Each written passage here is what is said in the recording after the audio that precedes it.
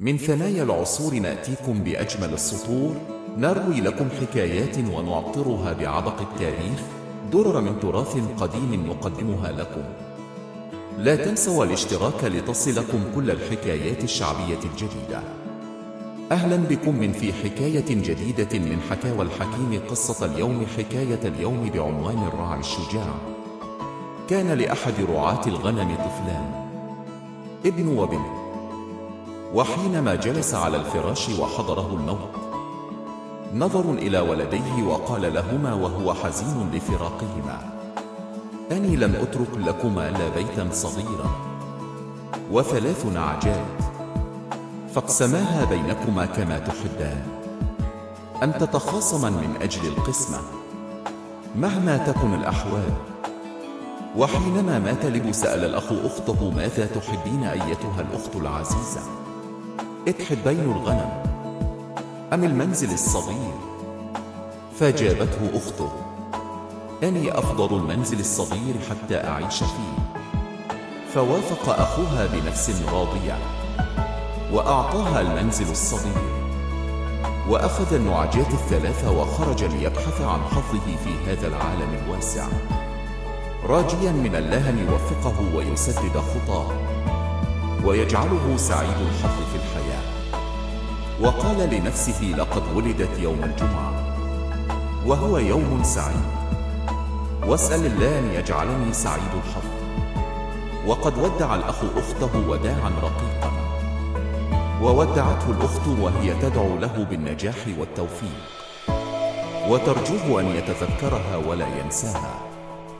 وشكر الأخ لأخته هذا الدعاء، ووعدها أن يتذكرها على الدوام، ويكتب لها دائما، يصف لها ما لاقاه وما رآه في رحلته. تقرعي نعجاته الثلاث أمامه، وبدأ رحلته واستمر مدة طويلة، والحظ يبتعد عنه ولا يصادفه، ويعيش مع نعجاته الثلاث، يرعاها ويشرب لبنها ويبيع صوفها. وذات يوم جلس الراعي كئيبا حزينا، يظهر عليه الكدر والحزن عند مفترق الطرق الأربعة. فمر أمامه فجأة رجل غريب، ومعه 3 كلاب سود، كل كلب منها أكبر من الآخر. وقال له: السلام عليك أيها الراعي، أني أرى معك 3 نعجات سمان، فهل تبادلني وتعطيني النعجة الثلاث وأعطيك الكلاب الثلاثة؟ فرد عليه الراعي السلام وابتسم على الرغم من كآبته وحزنه، وسأله: ماذا أفعل بكلابك؟ وما الفائدة التي سأستفيدها منها؟ أن غنمي لا تكلفني شيئا في إطعامها، وهي تأكل النبات والأعشاب من الطريق، وأنا سائر وتأذى بلبنها وأبيع صوفها، وتلد لي فراخا صغيرة انتفع بثمنها. أما الكلاب فإنها تحتاج إلى من يبحث لها عن الطعام ويقدمه لها، وليس عندي حديقة أو مزرعة أو ضيعة لأفكر في أن تحرسها الكلاب. فأجابه الغريب: أن كلابي ليست من الكلاب العادية، فهي كلاب لا نظير لها في الوجود، ستطعمك متى أحببت ولن تحتاج إلى إطعامها، وستكون سببا في سعادتك إن شاء الله. فالكلب الصغير اسمه سمسم، ويمكنه أن يحضر لك مائدة عليها اللذيذ من الطعام والشراب في أي وقت أردت. والكلب المتوسط اسمه سبع الليل، يستطيع أن يدافع عنك ويحافظ عليك ويقتل أي مخلوق يحاول أن يتمسك بسوء أو بضرر، ويقطعه قطعة. والكلب الكبير اسمه قاطع، وهو كلب شديد القوة، يمكنه أن يقطع الحديد الصلب بأسنانه. فاقتنع الراعي بهذا العرض ووافق على المبادلة، وأعطى الغريب النعجات الثلاث وأخذ منه الكلاب. ولكي يجرب صدق هذا الوصف، نادى الكلب الصغير وقال له: يا سمسم، وفي حاجة إلى الطعام. ولما انتهى الراعي من كلامه اختفى سمسم، ثم رجع بعد دقائق ومعه سلة كبيرة مملوءة باللذيذ من أنواع الطعام والشراب. وسلم على الغريب وافترق كل منهما عن الآخر. وهنأ الراعي نفسه بهذه المبادلة، وأحس بان الحظ بدأ يبتسم له، واستمر في رحلته فرحا مسرورا راضيا بثروته.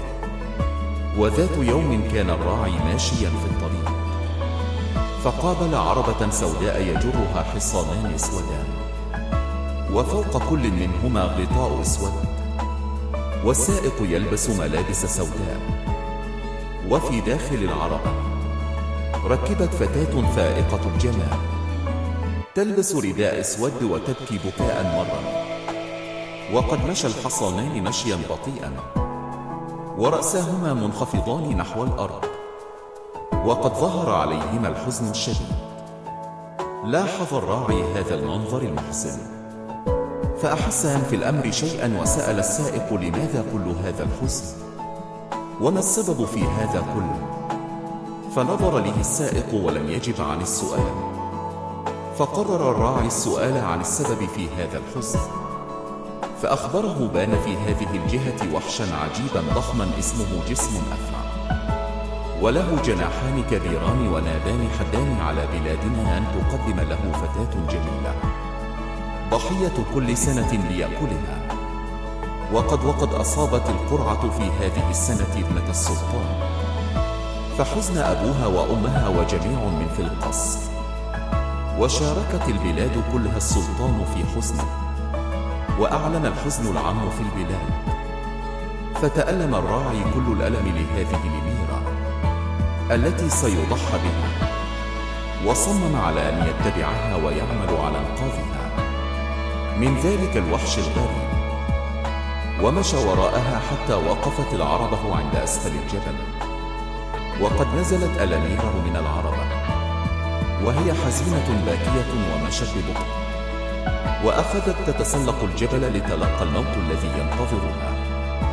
وقد رأى السائق الراعي وهو ماشي وراءها بكلابه الثلاثة، فحذره أن يتبعها أو يذهب معها إذا كان يفكر في الحياة أو كانت لحياته قيمة. فلم يصغ الراعي إلى نصيحته، وصمم على أن يصعد الجبل معها ولا يتركها لوحدها مهما تكن النتيجة. ضراع الجبل حتى وصل مع الأمير إلى منتصفه من أعلى، فرأيا وحشا عجيب الخلقة قبيح المنظر بشع الصورة، له جسم كجسم الأفعى ونابان مخيفان، جناحاه كبيران، تخرج النار الملتهبة من فمه، وقد اقبل جهتها مستعدا كل الاستعداد بأكل ضحيته التي تقدم عليه كل سنة. فلم ينتظر الراعي حتى يقبض الوحش على الأميرة، بل نادى كلبه الثاني وقال له: أسرع يا سبع الليل لإنقاذ الفتاة من ذلك الوحش القاتل.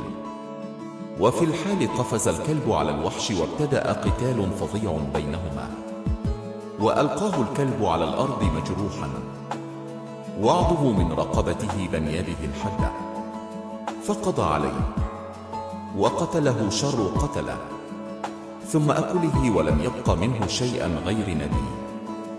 فالتقطهما الراعي ووضعهما في جيبه. وقد رأت الأميرة القتال الشديد والصراع الوحشي بين الكلب والوحش، فخافت من هذا المنظر المخيف، وأغمي عليها وارتمت عند قدمي الراعي خائفة مضطربة، ثم أفاقت من إغمائها بعد أن قتل الكلب الوحش، وصلت سرورا لا نهاية له، فقد أنقذها وأنقذ بلادها من شره ومن الضحية التي تقدم عليه كل عام. ثم تقدمت إلى الراعي الشجاع الذي كان سببا في إنقاذها من الموت، وقدمت له أكثر الشكر وأجمل الثناء لمرافقتها والعمل على نجاتها، ورجته أن يرجع معها إلى بلادها ليراه أبوها ويشكر له شجاعته ويكافئه المكافأة اللائقة بنبله وإخلاصه وشجاعته. فقال لها الراعي: أنني لم أفعل شيئا استحق عليه الشكر والمكافأة، ولم أقم بأكثر من الواجب، وكنت أحب أن أرجع معك إلى وطنك، ولكني قد رسمت لنفسي خطة للذهاب في رحلة حول العالم برؤية ما فيه من مناظر جميلة، انتفاع بما أرى من تجارب.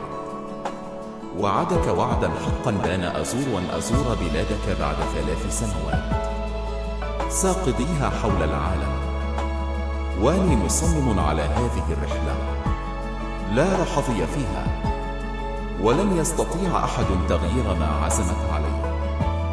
فوافقت الأميرة على فكرته ولم تلح عليه، ورجعا معا ونزلا من الجبل حتى وصلا إلى المكان وقفت فيه عربتها عند أسفل الجبل، فوجد السائق منتظرا في العربة، وقد ودعت الأميرة الراعي الشجاع وكررت له شكرها فودعها، وركبت عربتها وفارق كل منهما الآخر، وهي تحمل له أحسن الذكر وهو يحمل لها أدبها وكمالها. وصارت هي في طريقها إلى عاصمة بلاد، وصار هو في جهة أخرى ليتم رحلته الطويلة حول العالم، ومعه كلابه ال3 الأوفياء. وقد رجعت العربة بالأميرة واستمرت في طريقها حتى وصلت إلى جسر مقام على نهر من الأنهار.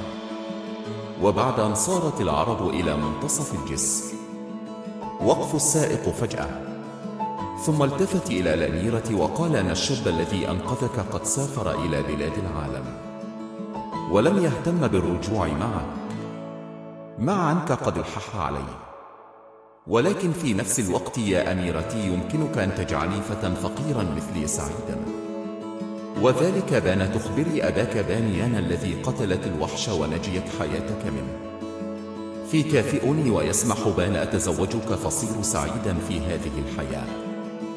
وإذا رفضت أن تقولي له هذا رميتك الآن في النهر فتغرقين وتموتين ورجعت دونك، وسيعتقد الجميع أن الوحش قد قتلك كالمعتاد كل سنة.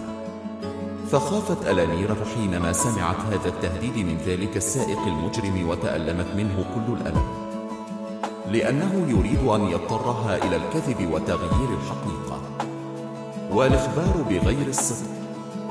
اضطرت أن تعده بان تقول أن السائق هو الذي قتل الوحش وأنقذ حياتها، وصممت في نفسها لا تتزوجه لأنه رجل خائن لا يعرف الوفاء، كاذب لا يتحلى بالصدق، ويريد أن يشرك غيره معه في الكذب. ورجعت العربة إلى العاصمة وفيها الأميرة سالمة، لم يمسها سوء ولم يكن من المنتظر رجوعها، تتمتع بالحياة. ففرح السلطان والسلطان برجوعها فرحا لا نهاية له، وعانق ابنتهما العزيزة ودموع الفرح تتساقط من أعينهما، وعانق السلطان المنقذ المزيف. وانتشر الخبر في البلاد، وانتشر السرور في كل مكان، وأنزلت الإعلام السوداء المعلقة على أبراج القصر وكل الأبنية في المدينة حزنا على الأميرة المحبوبة، الإعلام الخضراء في جميع الأماكن فرحا بنجاته بنت السلطان. وقال السلطان للسائق: أنك لم تنقذ حياة ابنتي وحدها، بل أنقذت كل أسرة في الشعب، وخلصتها من هذه الضحية التي تقدم لذلك الوحش كل سنة. لهذا أكافئك مكافأة ثمينة، وأعطيك الأميرة لتكون زوجة لك، فحياتها منسوبة إليك، ولكن الزواج سيؤجل سنة لأنها لا تزال صغيرة، وسنحتفل بزواجك احتفالا عظيما يليق بكما. فشكر السائق للسلطان هديته النفيسة التي لا تقدر بمال، وأمر السلطان بصنع ملابس تليق بخطيب الأميرة وتناسب مركزه الجديد في القصر. ولكن الأميرة المسكينة في حيرة وفي مركز صعب، ولا تستطيع الآن أن تذكر الحقيقة كما هي، فقد وعدت السائق بأن تخبر أباها أنه هو الذي نجاها، وكيف تفي بهذا الوعد وهو الكذب عينه؟ وكيف تعترف بالمنقذ الحقيقي وهو ليناب في رحلته؟ كانت ألاميره في حيرة شديدة ولم تسر بالوعد الذي وعده أبوها بان يتزوجها السابق، ولم تسمح الظروف بالمعارضة، ولم تجسر على أن تأتمن أحدا وتذكر له سرها وتبين له سبب حزنها، وأخذت تبكي بكاء مرا ولم يعرف أحد السبب في بكائها. وحينما انتهت السنة رجت ألامير وأباها كل رجاء يؤخر الزواج سنة أخرى، فوافق أبوها على التأجيل لتحقيق رغبتها.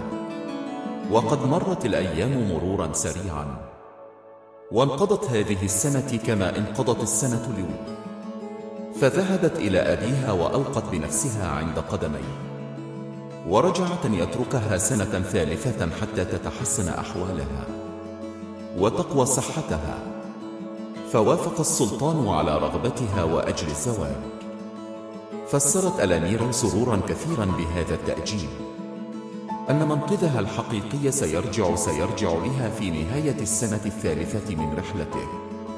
وقد مرت الأيام وانتهت السنة الثالثة كما انتهت السنتان السابقتان، ولم يبق للأميرة عذر تعتذر به عن التأجيل، فحدد موعد الزواج، وأمر السلطان بعمل الاستعدادات لزواج الأميرة، ونشرت إعلام الفرح في كل مكان، وضيئت الأنوار وحضر الموسيقيون، وأخذت الموسيقى تعزف، وانتشر الفرح في جميع جهات العاصمة، وجاء الناس من جميع البلاد للاشتراك في الاحتفال بزواج الأميرة والتمتع بمناظر الاحتفال. وفي يوم الاحتفال بزواج الأميرة حضر إلى العاصمة شاب شجاع غريب عن البلاد، ومعه 3 من الكلاب السود، فوجد الإعلام منصوبة في كل مكان، والأضواء معدة على كل بناء، والموسيقى تعزف، ورأى العاصمة مزدحمة بمن حضر من البلاد لرؤية فرح الأميرة، فسأل عن السبب في هذه الاحتفالات، فأخبر بان الأميرة المحبوبة ستتزوج في هذه الليلة السائق الذي قتل الحيوان المتوحش وأنقذ حياتها وحياة الشعب. فكذب الشاب الغريب هذا الخبر وعارض هذا الادعاء الكاذب الذي يدعيه السائق، وأخذ يخبر الناس أنه هو الذي نجى الأمير من الخطر، فلم يصغي إلى كلامه أحد، وقبض عليه وسجن في سجن داخل القضبان الحديدية. وضع الشاب الغريب في السجن وجلس على حصير من القش وهو حزين لسوء حظه، وأخذ يفكر في الأمر وقتا طويلا، وأخذت كلابه 3 تنبح خارج أبواب السجن، فاستغاث الشاب بكلبه الكبير قاطع وناداه: اقبل يا قاطع الحديد لمساعدتي في الخروج من السجن.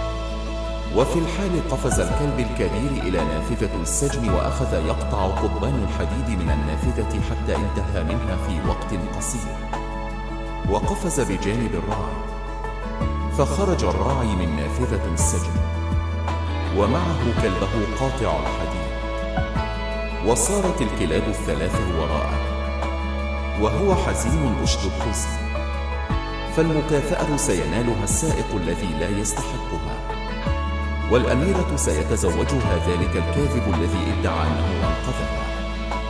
وقد حرم الشاب الغريب وهو الراعي الشجاع، مع أنه هو الذي لازمها ولم يتركها وحدها، وعرض نفسه للخطر ونجاها بكلبه، فكلبه هو سلاحه الذي نجاه به، فهو حقا المنقذ لها والمستحق الطبيعي لهذه المكافأة.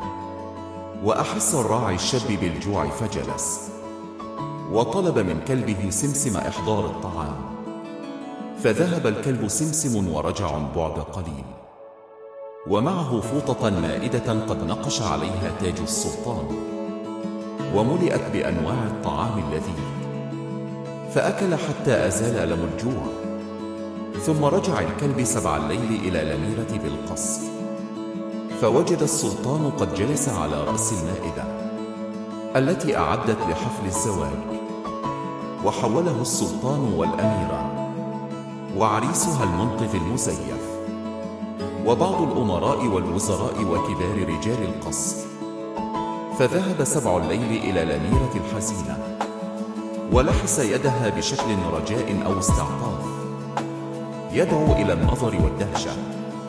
كانه يقول لها أن الراعي الذي نجاك وخلص البلاد من شر الوحش قد حضر بعض الموعد الذي حدده، وهو 3 سنوات، وكان ينتظر منك أن تذكري الحقيقة وتعترفي بها حتى يظهر الحق ويزول الباطل، ولا تتزوجي سائقا كاذبا خائنا. رأت الأميرة الكلب الأسود فعرفت ورحبت به كل الترحيب، فهو الذي قضى على الحيوان المتوحش. وصرت سرورا كثيرا برؤيته، وفرحت كثيرا برجوعه، وفهمت أن منقذها الشاب قد حضر ووفى بوعده. وهنا وجدت الفرصة للاعتراف بالحقيقة ومكافأة المنقذ لها حقا.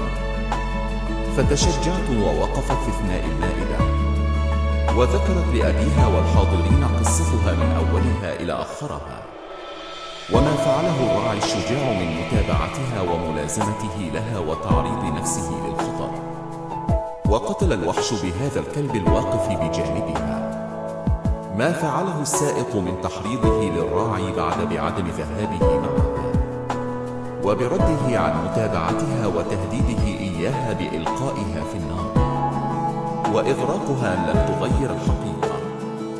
وتذكر أن المنقذ لها هو السائق، وقد اضطرت إلى السكوت وهي حزينة، ولا تأجيل الزواج 3 سنوات حتى يرجع منقذها الوفي المخلص من رحلته التي حددها ب3 سنوات.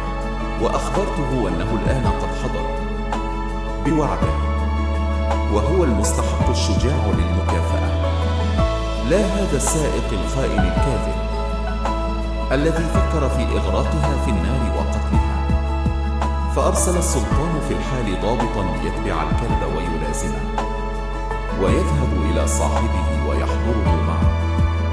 فذهب الضابط مع الكلب وقابل صاحبه ورحب به ودعاه لمقابلة السلطان والأميرة وحضور حفل الزواج.